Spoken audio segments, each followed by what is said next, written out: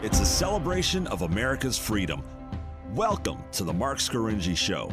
The Mark Scaringi Show is your place for a weekly discussion on making America great again. The important political and legal issues of the day, a celebration of the Constitution, and traditional American values. Mark is a practicing attorney, a former senatorial candidate, a Donald J. Trump-endorsed delegate, and a defender of the Constitution. His goal? To put America first. And now, celebrating America's freedoms, here's attorney Mark Scaringi. Good afternoon. Welcome to the Mark Scaringi Show. This is your place on the dial for constitutional conservatism. This is where we talk about the important political and legal issues of the day from the perspective of putting America first. I want to welcome my listeners here on WHP 580 and iHeartRadio. And you can download the iHeartRadio app and listen to the show wherever you are and whenever you like.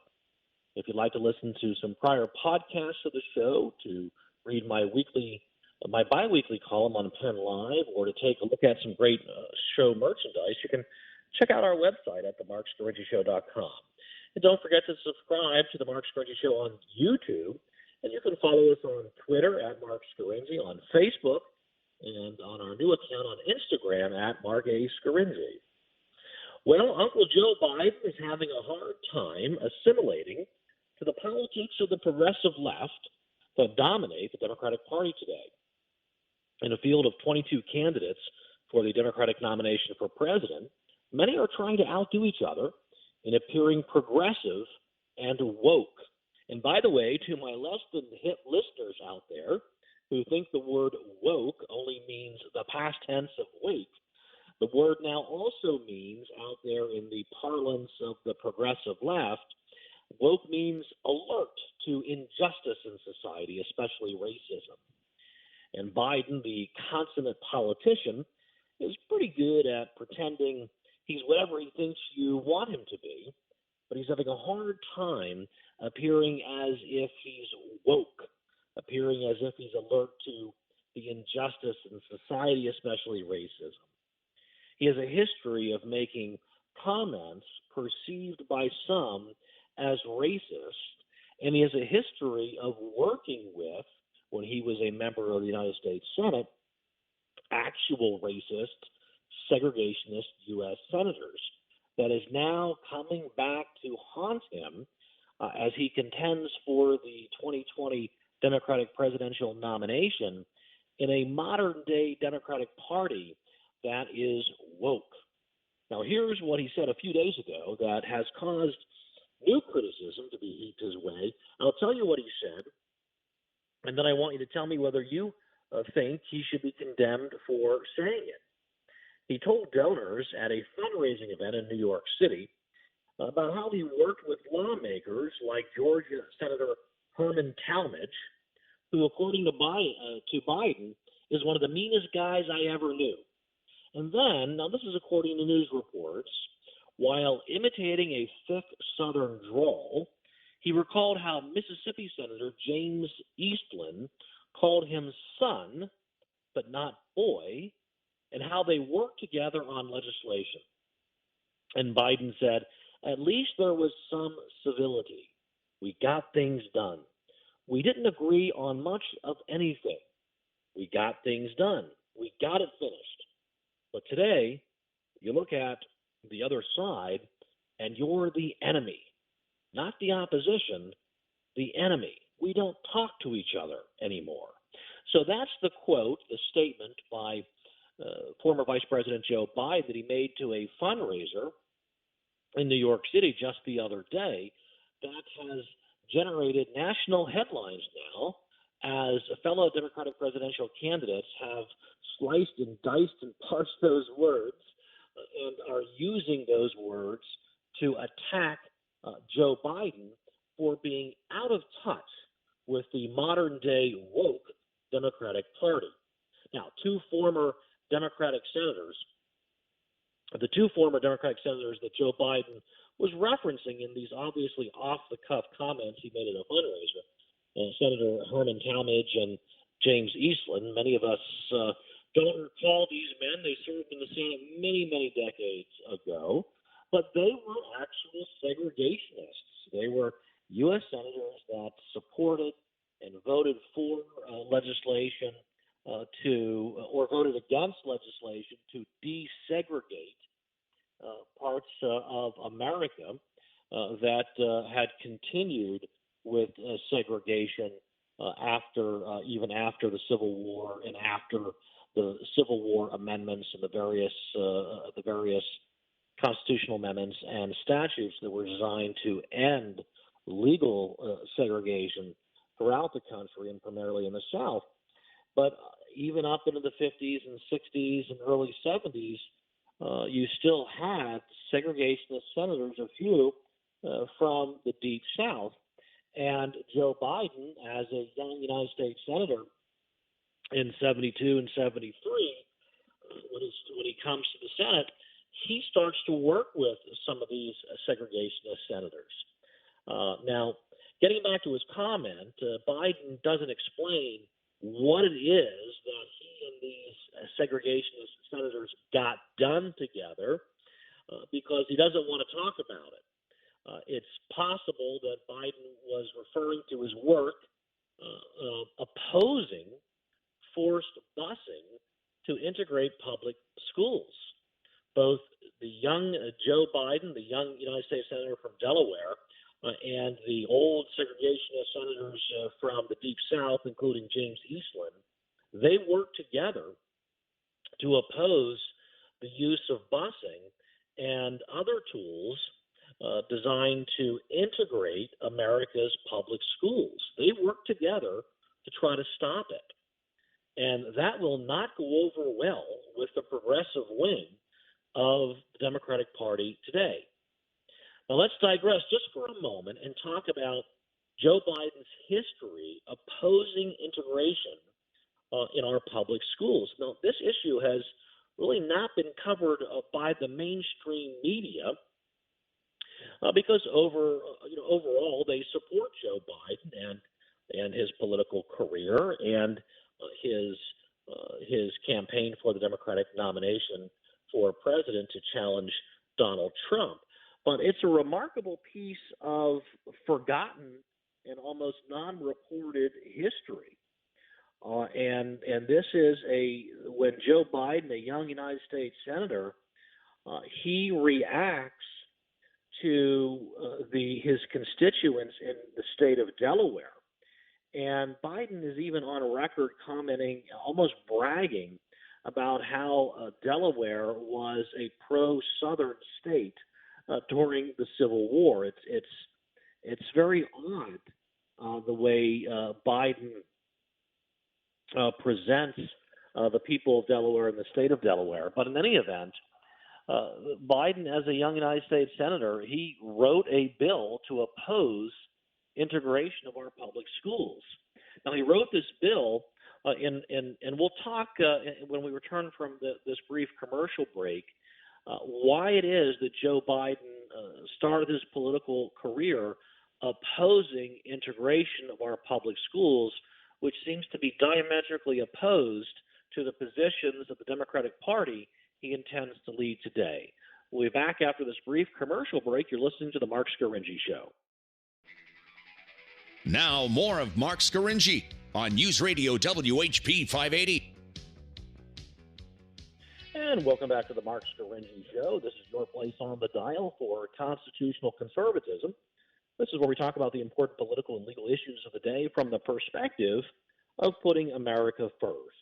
And we're talking about the national sensation caused by Joe Biden in his off-the-cuff remarks at a fundraiser in New York City just a day or two ago, and the reaction by some of his Democratic contenders for the Democratic presidential nomination, those who are fighting it out to try to get the opportunity to challenge President Donald Trump in his reelection campaign in 2020.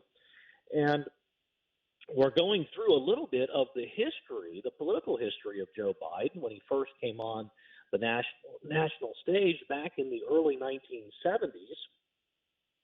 And this is giving us some context for the remarks that he made just days ago at the New York City fundraiser, where he was bragging about his ability to work with individual members of the United States Senate who were segregationists. He mentioned Senators Talmadge and Eastland.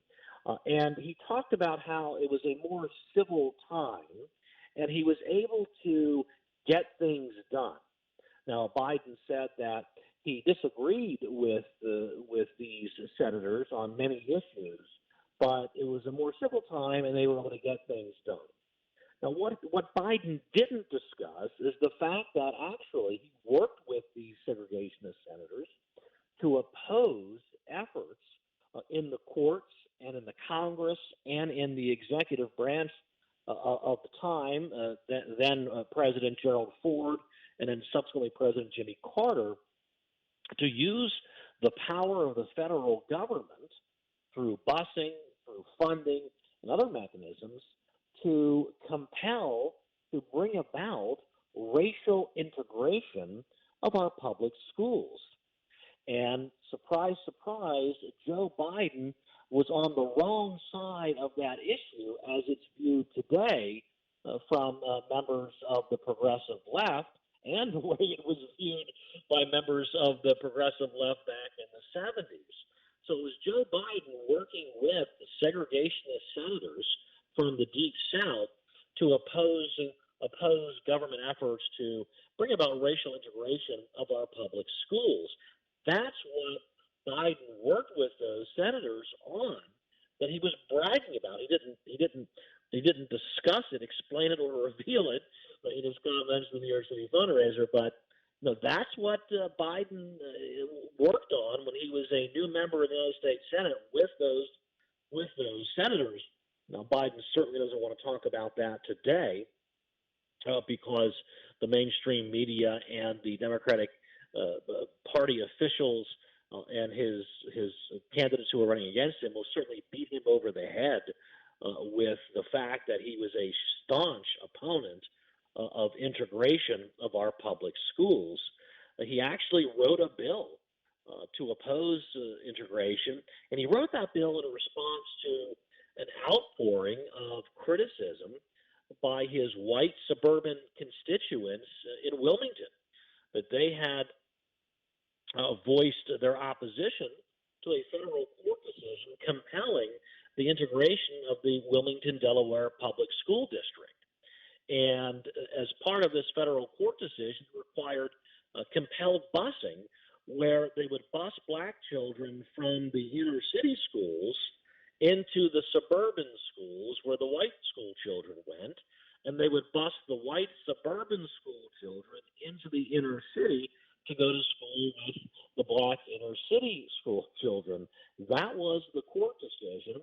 It engendered lots of opposition by white parents of school-aged children in the Wilmington suburbs. And that's what Joe Biden was responding to as the consummate politician who kind of does and says what his constituents or what he thinks he needs to say and do to be popular, which is kind of like it's the overwhelming drive of Joe Biden, the drive to be popular. So there's a young United States Senator, Joe Biden, working with segregationist senators, including James Eastland, including former Klansman Robert Byrd, including former segregationist presidential candidate Strom Thurmond, and others. And by the way, to digress even a little more, we'll get back to these comments that have created this national stir in the media. Biden speaks effusively, in laudatory ways, about these former segregationist senators, colleagues of his. He offered effusive praise for Strom Thurmond, lauding Thurmond's strength of character, his absolute honesty and integrity, and his strong sense of fairness. Interestingly, Biden points out Thurmond's fairness, an absolute gentleman, unfailingly courteous and respectful of each individual's dignity. That's Strom Thurmond. That's Joe Biden speaking about Strom Thurmond. Strom Thurmond ran for president as a segregationist candidate. And it's just remarkable that Joe Biden would speak this way about Strom Thurmond. But that's not all. Biden speaks beautifully of other segregationist colleagues of his, members of the Democratic Party and members of the United States Senate. And by the way, recall when Republican Majority Leader Trent Lott was virtually run out of office by his fellow Republican senatorial colleagues and others for saying just polite and nice things about Strom Thurmond. But yet Joe Biden is the front runner of the Democratic nomination for president, notwithstanding Biden saying that Strom Thurmond, the former segregationist presidential candidate, was an absolute gentleman, unfailingly courteous, respectful of each individual's dignity, except for millions of black Americans, we'll say, and Thurman's strong sense of fairness for white Americans, but not for millions of black Americans. Yet these are the words of Joe Biden. Biden even had wonderful things to say about George Wallace. Remember, George Wallace, as governor of Alabama, stood on the schoolhouse doorstep to resist the integration of the University of Alabama. In 1968, George Wallace ran for president on the platform "Segregation Now, Segregation Forever." A few years after Wallace's run for president, on the segregation platform, Joe Biden said of Wallace is someone who wouldn't pander, but would say what the American people know in their gut is right. That's Joe Biden talking about George Wallace, the former segregationist presidential candidate and governor of Alabama. Now, I would say in response to Joe Biden, no, you're wrong. Americans in their gut do not believe that segregation is right.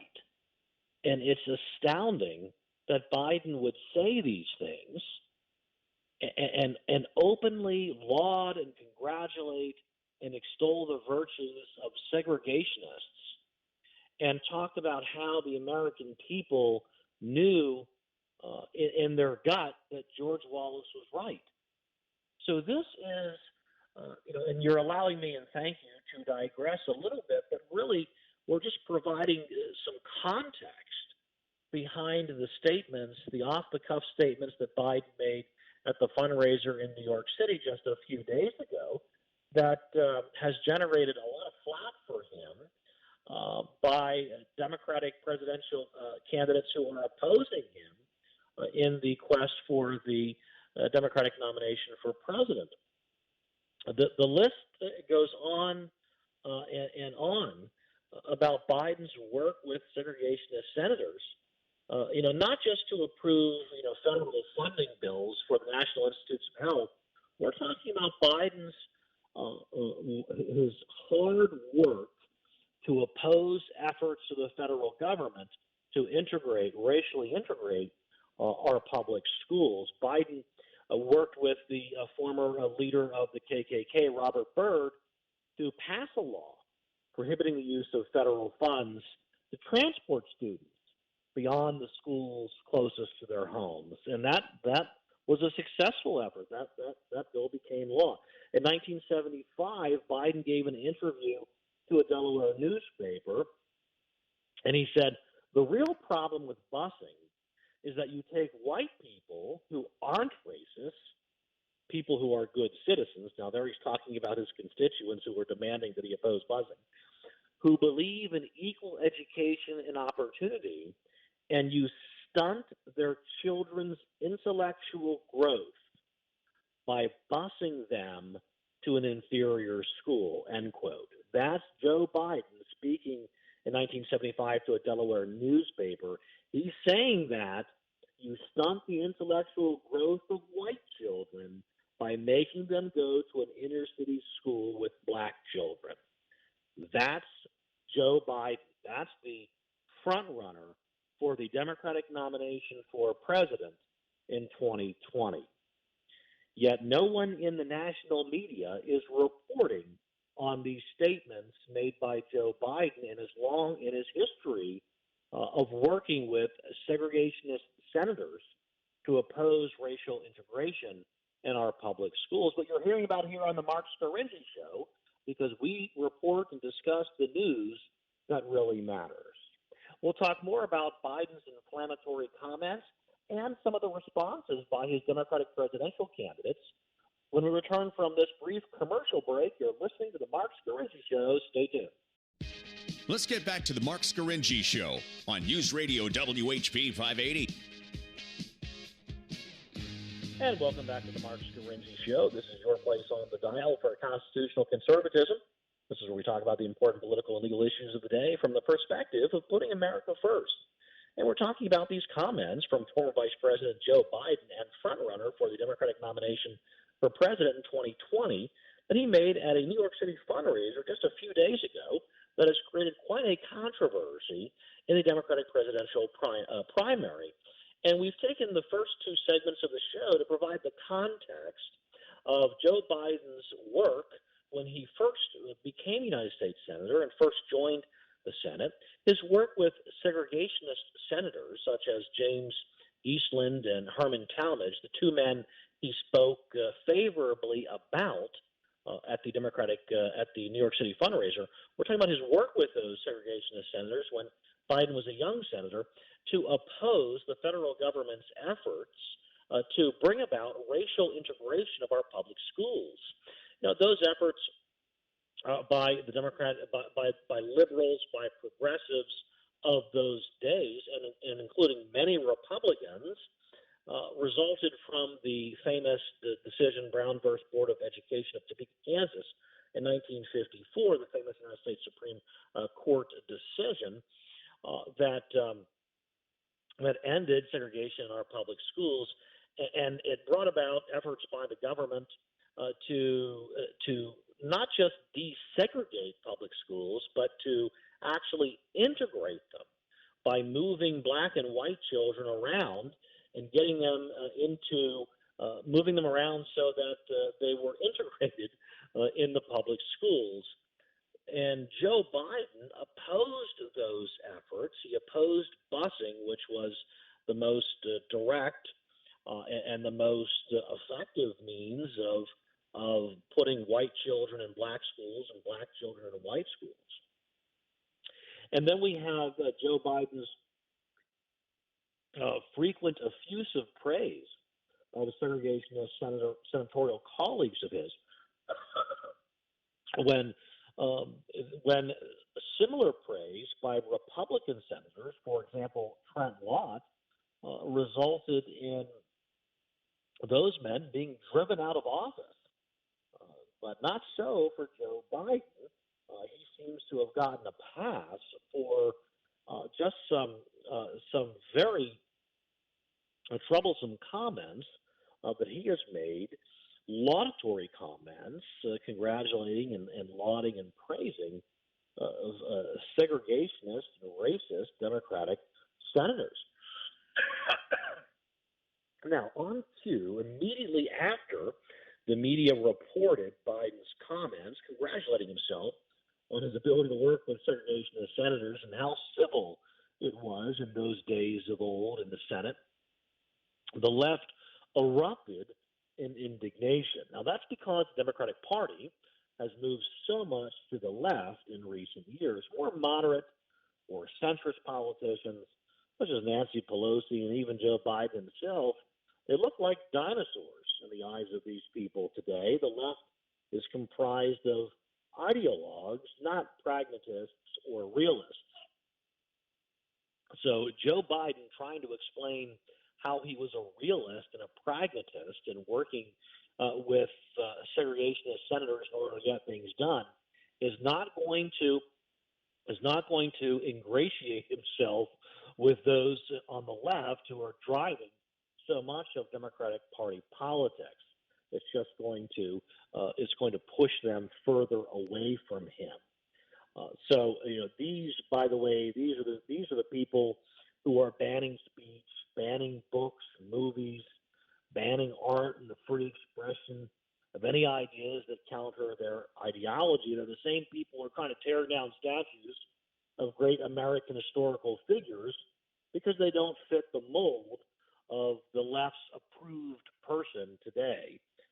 These people are playing the politics of personal destruction. They want you and me to confront and destroy fellow Americans who disagree with the left-wing ideology of the day. And so that's what they're demanding Joe Biden should have done. They're demanding that Joe Biden should not have worked with segregationist senators, but that Joe Biden should have confronted them and called them out and challenged them. Now, the cry of racism, regardless whether it's true in any given circumstance, that's their most potent weapon today. The left today is they throw racism about and they use it because it is so powerful and it's so effective. So they'll use it to destroy those they believe are not pure enough leftists. Of course, Joe Biden does not really have a pure ideological bone in his body. He's not a leftist or a political ideologue really of any kind. He's just Uncle Joe. He loves himself. He loves the people who love him, and his vanity and his need and desire to be loved and liked. That's what drives him. So he will be run over, or they'll try to run him over. Those on the left who are real political ideologues. So let's take a look at the responses by kind of members, leaders of the new left wing of the Democratic Party, and then some of his Democratic challengers for the presidency. For example, Alexandria Ocasio-Cortez, in response to Biden's remarks, well, she said in an interview with Politico, if you ignore racism and if you don't address issues of race with racists, then everything is fine, right? That's how you work with segregationists. But by not confronting the racism and their institutionalization of second-class citizenship, the lack of fully recognizing African Americans. Now, that's the quote by Alexandria Ocasio-Cortez. So AOC has blasted Biden because he didn't confront the segregationist Democratic senators way back in the 1970s when he was working with them on various legislative things that he wanted to get done. Now, can you see it now? Joe Biden following AOC's advice. So Biden's in the Senate. He walks up to his fellow Democratic senators, who of course are racist and segregationists, and says, "Now listen, I think you are the scourge of humanity. You're vile and you're evil racist, and I'll do everything in my power to destroy you. And in the meantime, would you kindly support my violence against women funding bill? I took some hits for my treatment of Anita Hill during the Clarence Thomas confirmation hearing, so I need to look like I care about women. So even though you're vile racist and I'm going to try to destroy you, I need your help. So would you vote for me on this funding bill?" That's not how it works. And I don't think that Joe Biden would have gotten too much support from segregation senators for the various bills that he wanted if he would have attacked them and called them a racist and segregationist. But AOC, she knows best. She is the darling and it girl of the Democratic Party today, which makes me wonder, she's giving Joe Biden advice on how to deal with segregationist senators by personally confronting them and calling them out for being racist. Now, I wonder how successful AOC has been in passing legislation. Can anybody point to a piece of substantive legislation authored by Alexandria Ocasio-Cortez that's actually passed in the United States Senate? In any event, New York Mayor Bill de Blasio, a white Democratic presidential candidate, who, by the way, has a black wife. Now, he wrote on Twitter in response to Joe Biden's comments about working with segregationist senators. Bill de Blasio, mayor of New York City, he wrote, "It's 2019, And at Joe Biden is longing for the good old days of civility, typified by James Eastland. Eastland thought my multiracial family should be illegal, and that whites were entitled to the pursuit of dead and then the N-word. It's past time for apologies or evolution from at Joe Biden, Mayor de Blasio tweeted. He repeatedly demonstrates that he's out of step with the values of the modern Democratic Party. Now, that's the tweet from New York Mayor Bill de Blasio, who's currently generating about 0% in the polls in the Democratic presidential primary run. But he is now stepping up and speaking out and condemning Joe Biden for those remarks. And in the meantime, getting some media attention to himself and his own presidential campaign. And of course, de Blasio is using his own family's racial makeup as a political weapon against Joe Biden by touting the fact that his family is multiracial. De Blasio is, of course, setting himself up on the highest rung of the ladder of political purity today. He's an untouchable. And get used to de Blasio drawing attention to his black wife and trying to claim credit for her in the distribution of racial credits and debits in today's Democratic Party. Now, de Blasio later went on MSNBC and said, I don't think it's disqualifying if he, Biden, stands up and says, look, I made a mistake. I now understand the pain I caused. I want to do better. So here's de Blasio saying that Biden's comments are disqualifying if he does not apologize for them. Now, how about New Jersey Senator Cory Booker? Cory Booker is a black presidential candidate. He issued a press statement blasting Joe Biden for praising segregationists and said, you don't joke about calling black men boys. Men like James O. Eastland used words like that and the racist policies that accompanied them to perpetuate white supremacy and strip black Americans of our very humanity.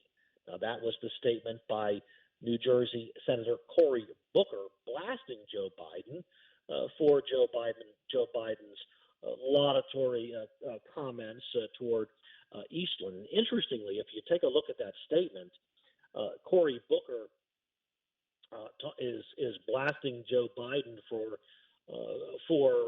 praising James Eastland, a segregationist senator, who used words like that and the racist policies that accompany them. Now, I wonder if Booker is aware of the fact that as United States Senator, Joe Biden worked with James Eastland on opposition to racial integration of our public schools. Is that a racist policy that Cory Booker is referring to in his statement? We don't know. We'll have to follow up with Cory Booker. We'll talk more about the Joe Biden comments lauding segregationist senators when we return from this brief commercial break. You're listening to the Mark Scaringi Show.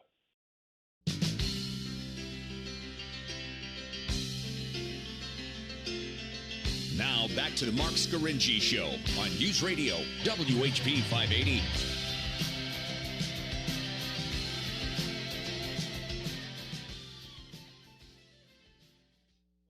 Mark Scaringi Show, your place on the dial for constitutional conservatism. This is where we talk about the important political and legal issues of the day from the perspective of putting America first. And thank you for bearing with me today during today's broadcast. I'm coming at you from the Great Smoky Mountains, the Great Smoky Mountain National Park and Dollywood down here in East Tennessee for the annual Scaringi family vacation. And it is raining here in the Smokies and has been basically the entire week. It's reminding me of the old Ronnie Millsap song, Smoky Mountain Rain. But in any event, I want to thank you for tuning in as I come at you on WHP 580 remotely. And we're talking today about the comments that former Vice President Joe Biden made at a fundraiser a few days ago in New York City. Apparently, off-the-cuff comments where Biden was talking about the good old days, the halcyon days of his youth, when there was civility in politics. And of course, you and I know there never really was civility in politics. It's always been nasty, Brutus, and short, like Thomas Hobbes was referring to life itself. But Joe Biden talked about the civility of politics of yesteryear, and then tried to give an example of how he used to work together with seemingly unsavory types in the U.S. Senate. He mentioned Senators Herman Talmadge as one of the meanest men he'd ever met, and Senator James O. Eastland.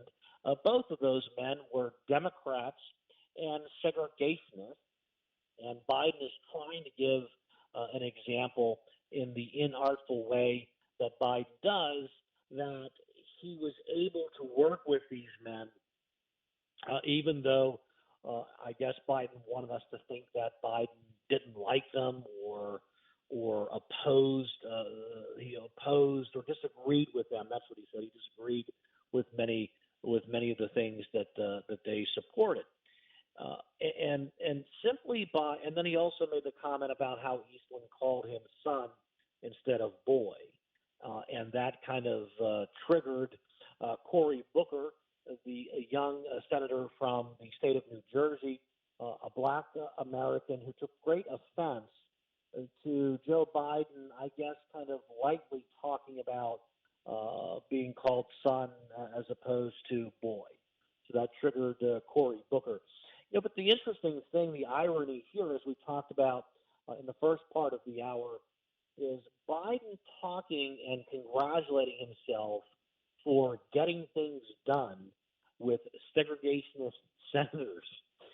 He's obviously not talking about, doesn't want to talk about, perhaps what he was thinking about in his head, which was Joe Biden as a young United States senator leading the effort to challenge and oppose the federal government's effort and the efforts of the federal courts, including the federal court in Wilmington, Delaware. Biden was a senator from Delaware, to integrate our public schools using busing and other methods. And surprisingly, because Joe Biden is beloved by the Democratic Party, Joe Biden was a strong opponent of integrating our public schools through the use of busing and these other techniques. And so Biden worked with segregationist senators to accomplish his political goals. So we don't know if that was actually that particular piece of working together to get things done is what was going through Joe Biden's mind at the time he made those off-the-cuff comments. But, he has generated another political firestorm from what many are saying is yet another gaffe by Joe Biden, who has a history of being gaffe-prone that helped to end very early and prematurely his 1988 presidential run when he ran for the Democratic nomination back in 1988. In any event, New Jersey Senator Cory Booker has blasted Joe Biden, focusing in on Biden's relationships with proud segregationists are not the model for how we make America a safer and more inclusive place, says New Jersey Senator Cory Booker. And frankly, I'm disappointed that Biden hasn't issued an immediate apology for the pain his words are dredging up for many Americans. He should, said Cory Booker. Now, when asked by the press if he would apologize, Biden shot back, apologize for what? Cory should apologize. He knows better. There's not a racist bone in my body. I've been involved in civil rights my whole career. Now, first, you have to give Joe Biden some credit for not immediately collapsing and begging for forgiveness when someone calls him a racist. That seems to be the immediate reaction of every other politician and every other person in this country. Whenever they're called a racist, they just collapse, they cry, they quit, they beg for forgiveness, even when they're not racist. But so you got to give Joe Biden some credit for not backing down. But then also we have to remember that Joe stretches the truth. He exaggerates quite a bit. His claim of being a civil rights advocate for his whole career is disputed by his strong opposition to integrating our public schools in the 70s, as we've discussed at some length earlier in the show. Now, and Biden also has a history of inflating his civil rights credentials. You may recall during his first presidential campaign back in 1988, he was exposed for fabricating the claim that he marched in the civil rights movement. And he continued to make that claim even after his aides and assistants would try to nudge him and say, no, Senator, you didn't. It's just kind of in your mind. He had it in his mind as something that it would have been glorious to see old Uncle Joe arm in arm with Martin Luther King. You know that Joe Biden loves that mental image. It just never happened. Joe Biden did not march in the civil rights movement. Anyway, in any event, back to Cory Booker. Now, on CNN later, Booker replied, "As a black man in America, I know the harmful and hurtful usage of the word boy and how it was used to dehumanize and degrade. Vice President Biden shouldn't need this lesson." So Booker's using his race to attack Joe Biden. Booker claims that that being called the word boy is harmful and hurtful. But Joe Biden didn't utter the word boy. Joe Biden didn't call anyone, let alone a black American, boy. Biden is just recalling how Eastland didn't call him boy, but call him son. I mean, that's the point where the Democratic Party is today, parsing words to the nth degree, the words that someone else used that you didn't even use. I mean, it's remarkable where we are today in this politics of racial identity, and that's where the Democratic Party is. And some conservatives are kind of chuckling at seeing these Democratic presidential candidates carving up Joe Biden for these inartful comments and gaffes that he kind of blunders into on a regular basis. But they're starting to carve themselves up because they're judging each other as not pure enough on the issue of racism and racial politics. And so they're going after Joe Biden, who kind of got a pass for 8 years when he was vice president to Barack Obama. But they're not giving him a pass now. So Cory Booker is going at him. And, of course, Booker's getting as much mileage out of this as possible. He really has very little support in the Democratic presidential primary. He barely even registers on the polls. But he's been all over the talk shows because he's lambasted Joe Biden for these comments. And he's fueling his campaign off of this Biden gaffe. Kamala Harris, another Democratic presidential aspirant, also a black, referred to her race in her comments. She's condemning Biden for coddling racists. So there's Kamala Harris, United States Senator from California, saying that Joe Biden is speaking favorably about his ability to get things done. Somehow, Joe Biden coddling racists. Well, the media, Sam Donaldson of ABC News, he said Biden delivered the mother of all gaffes. Needs to be fully apologetic, not double down. Well, it is remarkable to see Biden not throwing in the towel on this particular issue. He's doubling down. He's not apologizing. Good for him. We'll see if he can last as the other Democratic presidential candidates sharpen their knives to try to take out Joe Biden in the presidential nomination for the Democratic Party for 2020. Well, that's all the time we have today for the Mark Scaringi Show. I want to thank you for listening. Tune in every Saturday at 1 o'clock for the important political and legal issues of the day from the perspective of putting America first.